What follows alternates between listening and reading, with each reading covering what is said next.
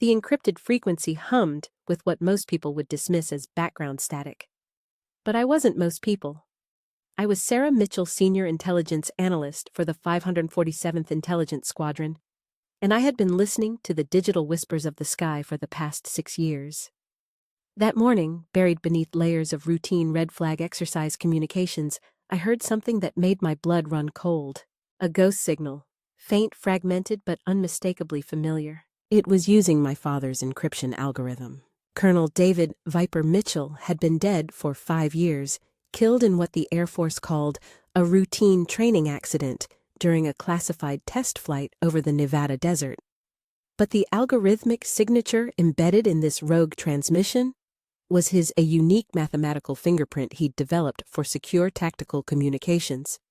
Something that should have died with him. I sat in the dimly lit intelligence center banks of monitors, casting blue light across my face as I isolated and amplified the signal. Around me, other analysts worked on routine intercepts from the ongoing red flag exercise, the largest combat training event in the world. Pilots from 12 allied nations were currently engaged in simulated warfare across the Nevada test and training range, their communications creating a symphony of encrypted chatter. But this signal was different. It wasn't part of the exercise. "Sarah, you're burning the midnight oil again?" The voice belonged to Technical Sergeant Rodriguez, my shift supervisor. Maria Rodriguez had been analyzing signals intelligence for 15 years and had developed a maternal concern for analysts who showed signs of obsession. "Just following up on an anomaly," I replied, not taking my eyes off the spectral analysis display. The signal appeared in 3-second bursts every 17 minutes, always on a different frequency, always just barely above the noise floor. Rodriguez leaned over my shoulder, studying the patterns I'd been tracking for the past 4 hours.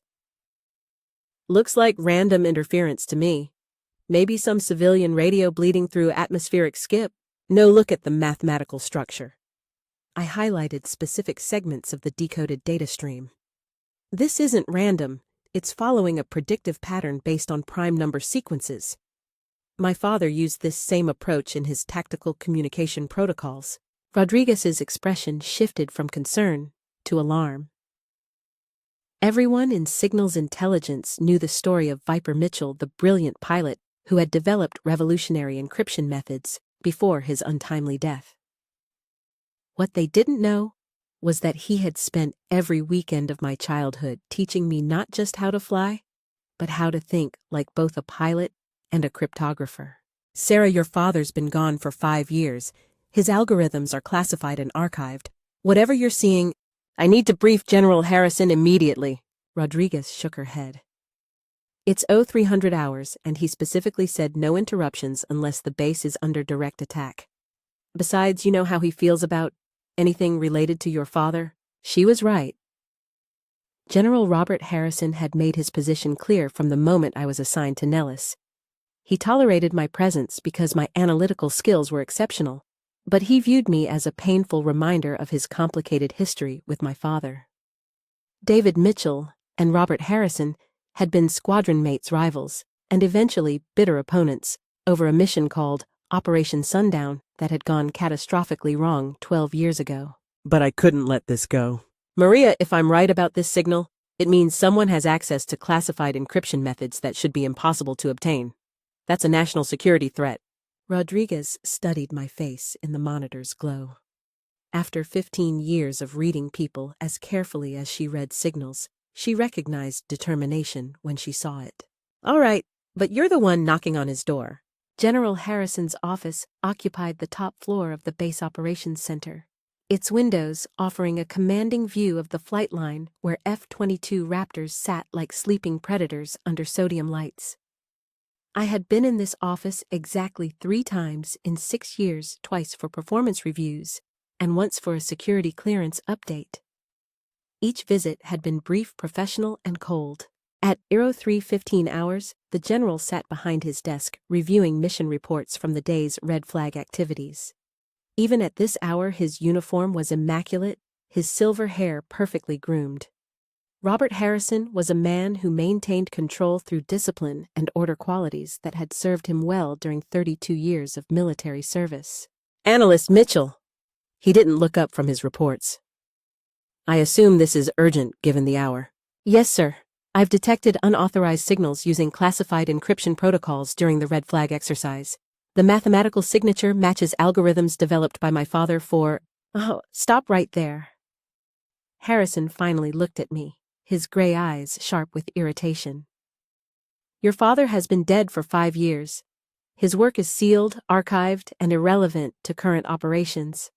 What you've detected is most likely atmospheric interference or equipment malfunction. I had prepared for this reaction. From my jacket, I withdrew a tablet displaying my analysis. Sir, with respect, I've ruled out all conventional explanations. The signal structure is too complex for random interference and too sophisticated for equipment failure. Someone is actively transmitting using protocols that should be impossible to replicate. Harrison accepted the tablet reluctantly and spent 30 seconds reviewing my data. His expression remained skeptical, but I caught a flicker of something else, recognition perhaps, or concern. Even if your analysis is correct, which I doubt, this falls under the jurisdiction of base security, not operational intelligence. File a report through proper channels and let the security office investigate. General, the signal timing correlates with specific red flag exercise phases. Someone is monitoring our training activities using stolen encryption methods. This requires immediate— What this requires, Harrison interrupted, standing behind his desk, is for you to stop seeing conspiracy theories in every shadow. Your father was a brilliant pilot and a reckless officer who got himself killed chasing ghosts. I won't have his daughter making the same mistakes. The words hit me like a physical blow.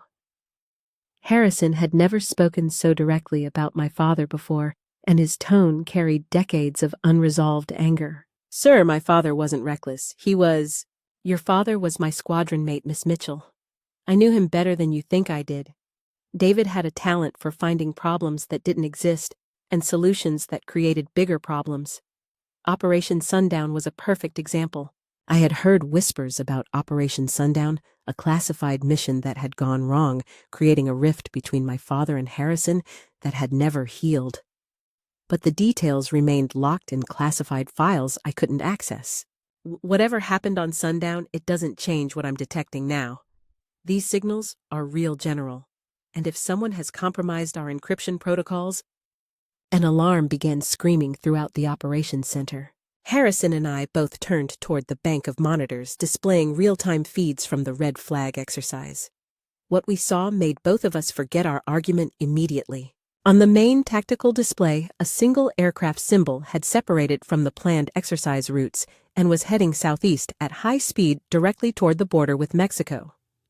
The aircraft's identification showed it as RQ-190 Wraith, one of the most classified unmanned aerial vehicles in the U.S. inventory. Master Sergeant Chen, the night watch supervisor, burst into the office without knocking. General, we have a situation. The Wraith test platform has broken from its programmed flight path and is not responding to ground control signals. Current heading will take it across the border in approximately 18 minutes. Harrison's face went pale. The RQ-190 Wraith represented nearly a decade of classified research into stealth technology and autonomous flight systems. If it crossed into foreign territory, the security implications would be catastrophic. Have we attempted all override procedures? Harrison demanded. Yes, sir. Primary and secondary control links are non-responsive. The aircraft appears to be operating under external command authority. My tablet was still in Harrison's hands, displaying my analysis of the mysterious signals. He looked down at it, then back at the tactical display, and I watched as understanding dawned across his features. The signals you detected, he said quietly. They're not monitoring our exercise communications. They're controlling the Wraith. I nodded grimly. Someone has been using my father's encryption protocols to gradually infiltrate the UAV's command systems. The timing correlates with the exercise because they needed the communications traffic to mask their intrusion. Harrison turned to Sergeant Chen. Alert all available F-22s to intercept the Wraith.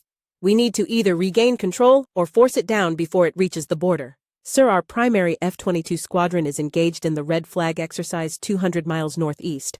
Recall time is estimated at 45 minutes. We have one F-22 on standby here, but Lieutenant Colonel Matthews is in the base hospital with severe food poisoning. Harrison's jaw tightened. What about backup pilots? Our qualified backup pilots are either participating in Red Flag or attending the classified briefing at Creech Air Force Base. Sir, we don't have anyone immediately available who's certified on the specialized electronic warfare systems needed for this type of mission. I knew what Harrison was thinking, because I was thinking the same thing.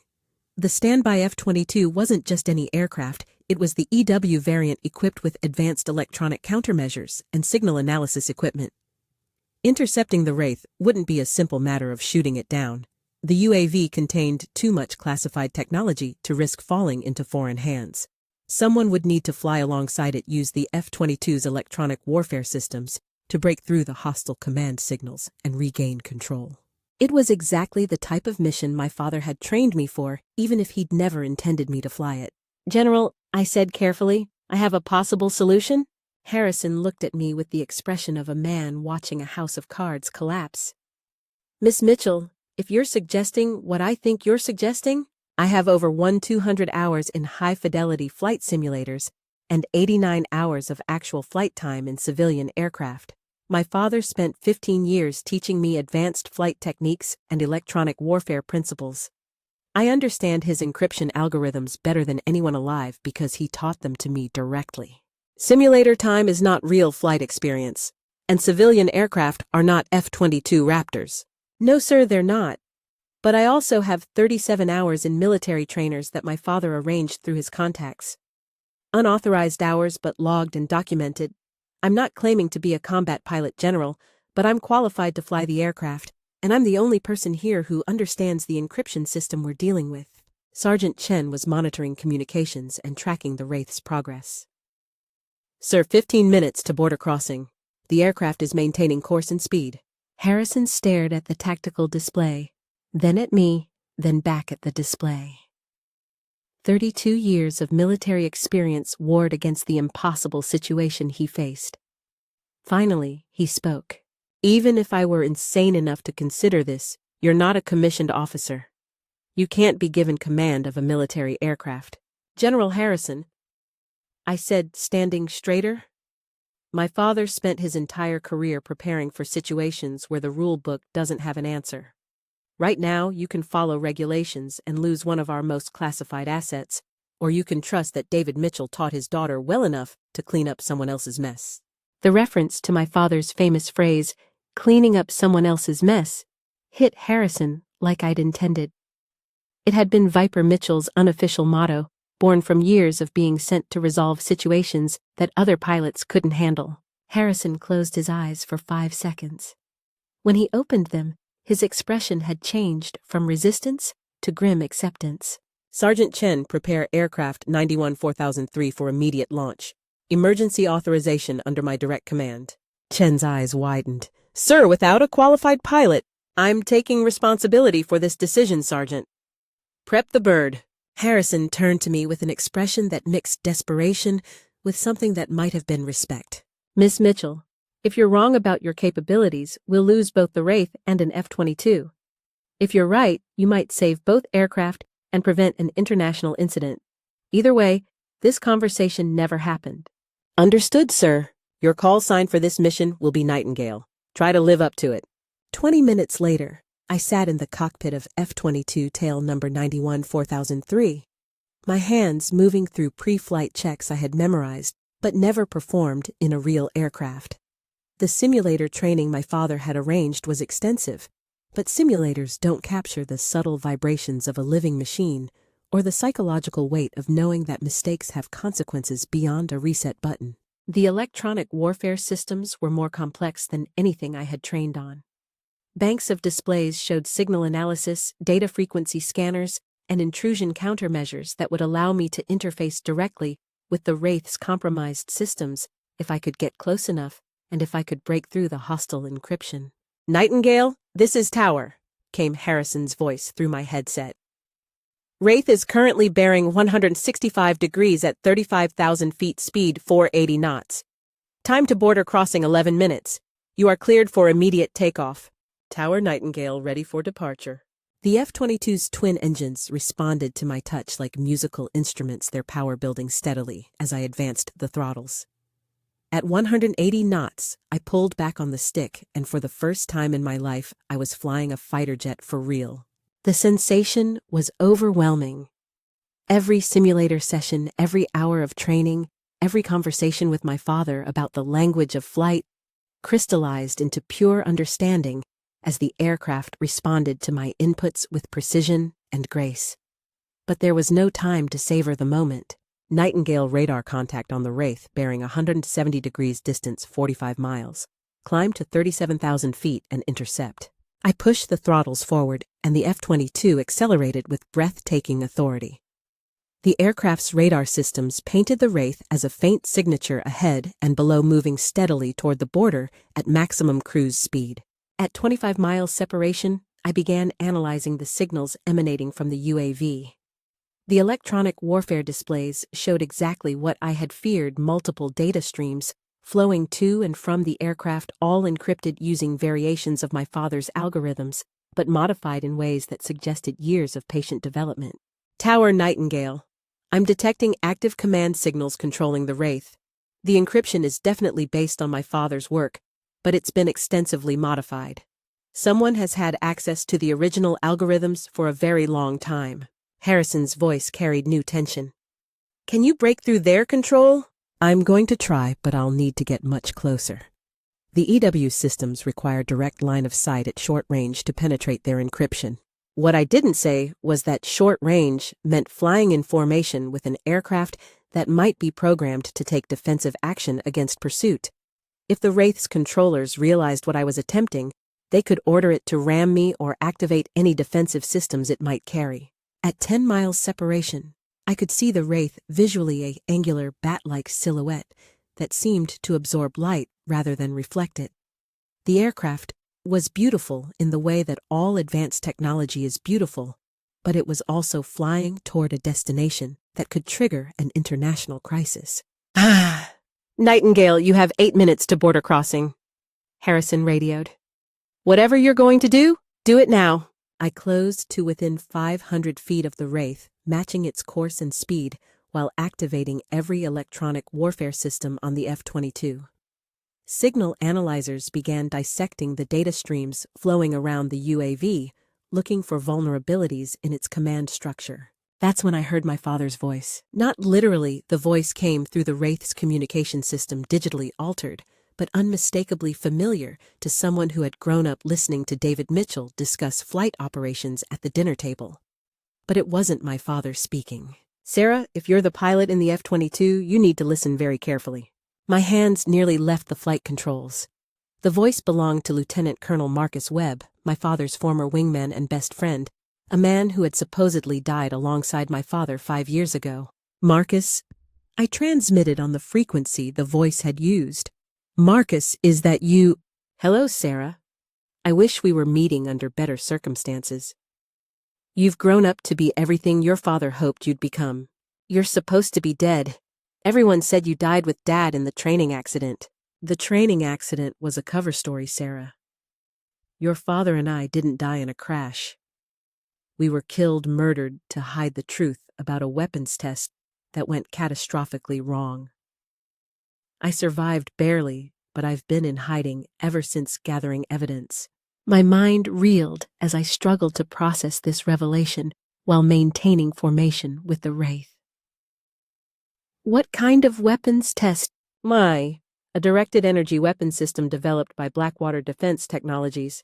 They were using Air Force pilots as unwitting test subjects, exposing us to experimental energy beams to study their effects on aircraft systems and human physiology. Your father discovered what they were doing and threatened to expose them. General Harrison was there, wasn't he, during Operation Sundown? Harrison was the mission commander. When your father tried to report what Blackwater was doing, Harrison made a choice between his career and the truth. He chose his career and agreed to help cover up the whole program. I felt sick. Everything I thought I knew about my father's death had been a lie, and the man I was working for had been complicit in covering up murder.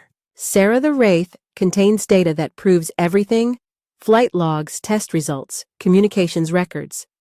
I've been planning this for 5 years, waiting for the right moment to get that evidence to people who can act on it.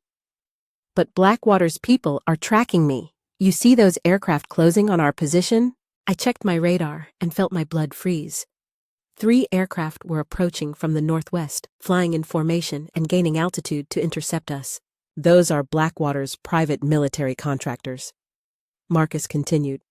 They'll try to shoot down both the Wraith and your F-22 to prevent the truth from coming out. They've been monitoring Air Force communications, and they know what we're discussing. Tower Nightingale. I radioed to Harrison. We have 3 unidentified aircraft approaching from the northwest, possible hostile intent. Harrison's response was immediate. Negative, Nightingale. Those are authorized contract aircraft providing security overwatch. You are ordered to disengage from the Wraith immediately and return to base. My father's training had prepared me for many situations, but not for discovering that my commanding officer was potentially complicit in his murder. I had to make a choice that would define the rest of my life. Marcus, what do you need me to do? I need you to trust me and follow my lead. We're not taking the Wraith across the border. We're taking it to a secure facility where the evidence can be properly examined by people Harrison can't influence. But it's going to require some very precise flying. The 3 Blackwater aircraft were now within missile range, and my radar warning receiver was detecting targeting radars painting both my F-22 and the Wraith. Sarah, your father used to tell me that the hardest part of flying isn't controlling the aircraft, it's deciding where to point it. Right now, you have to decide whether you trust the official story about his death, or whether you're willing to risk everything to learn the truth. I thought about my father's voice during our evening flight lessons, the way he emphasized that integrity wasn't just about following rules, but about knowing which rules deserved to be broken. I thought about 5 years of unanswered questions, and the feeling that something essential had been hidden from me. Nightingale, this is General Harrison. You are ordered to return to base immediately. The contract aircraft have authorization to use force if necessary. Instead of responding to Harrison, I keyed my radio to Marcus. What's the plan? Follow me down to 500 feet above ground level. There's a dry lake bed 15 miles southwest where a team is waiting to secure the Wraith's data. But we'll have to outrun those contractors, and they're flying modified F-16s with air-to-air missiles. What followed was the most intense 15 minutes of my life. Marcus put the Wraith into a steep descent toward the desert floor, and I followed in the F-22 using the aircraft's superior agility to stay in formation, while 3 hostile fighters pursued us down through the mountains. The contractors were skilled, but they were flying older aircraft against an F-22 piloted by someone who had been trained by the best fighter pilot of his generation. Every evasive maneuver my father had taught me, every lesson about thinking in 3 dimensions while under pressure, came together in a deadly dance above the Nevada desert. At 200 feet above the sand, flying at 450 knots through mountain valleys, I used the F-22's electronic warfare systems to jam the contractors' targeting radars, while staying close enough to the Wraith to provide cover. When one of the F-16s achieved missile lock, I pulled a maneuver my father called threading the needle, a high G turn that brought me between the hostile aircraft and the Wraith just as the missile launched. The AIM-120 passed close enough to my canopy that I could see its guidance fins adjusting, but the F-22's countermeasures and my defensive maneuvering caused it to miss by less than 50 feet. Nightingale brake left. Marcus called over the radio as a second F-16 lined up for a shot. I threw the F-22 into a knife-edge turn that would have been impossible in any other aircraft, then dove toward a canyon that was barely wide enough for the jet's wingspan. The pursuing F-16 pilot wasn't willing to follow me into that narrow space, giving me the separation I needed to rejoin formation with the Wraith. 2 miles to the lake bed, Marcus announced. Sarah, when we land, you need to shut down your engines immediately and follow my lead. The people waiting for us are legitimate federal agents, but Harrison will probably send security forces to intercept us. This is going to get complicated very quickly. The dry lake bed appeared ahead, a perfectly flat expanse of hardpan that stretched for miles in every direction. Marcus brought the Wraith down in a landing that looked impossible for an aircraft without visible landing gear, while I touched down the F-22 on what amounted to an unmarked runway in the middle of nowhere. As my engines spooled down, I saw vehicles approaching from the edge of the lakebed, black SUVs with federal government plates and a small team of people in business suits rather than military uniforms. Marcus emerged from a concealed hatch in the Wraith's fuselage, and for the first time in 5 years, I saw my father's best friend alive. He was thinner than I remembered, with gray in his hair and scars on his face that told stories I probably didn't want to hear. But his eyes were the same, intelligent, determined, and haunted by secrets. "Sarah," he said as I climbed down from the F-22's cockpit. "I'm sorry you had to learn the truth this way, but your father would be proud of how you flew today." The federal agents, FBI, I learned later, immediately began securing the Wraith and downloading its data systems. Within minutes, they had extracted evidence that would eventually lead to congressional hearings, criminal indictments, and a complete restructuring of military contractor oversight. But that was still in the future. At that moment, standing in the Nevada desert beside my father's best friend and the most advanced fighter jet in the world, I felt something I hadn't experienced since the day I learned of Dad's death closure. My radio crackled to life. "Nightingale, this is General Harrison. You are in violation of direct orders and are considered to be in unlawful possession of military equipment. Security forces are en route to your location." I keyed my microphone for what I knew would be the last time as Nightingale. "General, this is Sarah Mitchell. I'll be waiting for them." Epilogue, 6 months later. I'm writing this from my apartment in Washington, D.C., where I work as a senior analyst for the FBI's Technical Intelligence Division. The congressional investigation into Blackwater Defense Technologies resulted in 43 indictments, including General Harrison, who received a court-martial and dismissal from service. The truth about my father's death was exactly what Marcus had described. He and Dad had been murdered to prevent them from exposing illegal human experimentation disguised as weapons testing. David Mitchell died because he refused to let innocent people suffer for corporate profits and military advancement. I was never charged with any crime related to the Wraith incident. In fact, I received a commendation from the FBI director for my role in exposing one of the largest defense contractor scandals in recent history. But I'll never fly military aircraft again.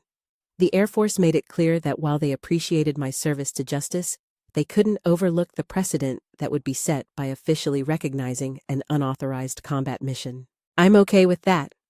My father didn't train me to be a fighter pilot. He trained me to be someone who would choose truth over convenience, justice over career advancement, and integrity over institutional loyalty. That's exactly what I did on March 22, 2024, when I pointed my F-22 toward a desert lakebed instead of back to Nellis Air Force Base. Marcus Webb survived his 5 years in hiding and testified before Congress about the entire Blackwater conspiracy. He now works for the Government Accountability Office, investigating military contractor fraud. We have dinner once a month, and he tells me stories about my father that help fill the gaps in my memories.